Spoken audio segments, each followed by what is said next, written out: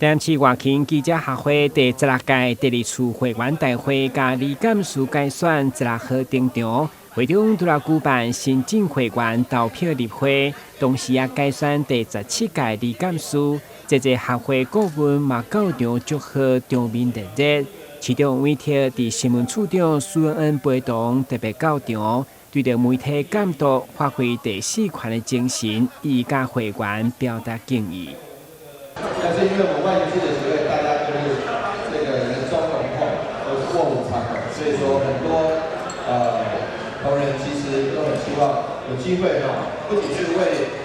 自己的专业，也是为我们协会来服务所以我们是一定全力来配合，因为各位能够让台南市市民朋友们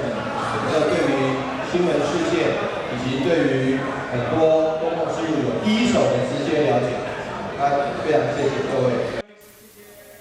台市外勤记者协会包括电子媒体甲报社等将近100位会员，大家善尽记者职务，反映民意，监督市政，嘛是要共同为台市发展努力。最后第17届理事长由中华日报执行副总编辑姚正宇连任。台南新闻管制何乔芳采访报道。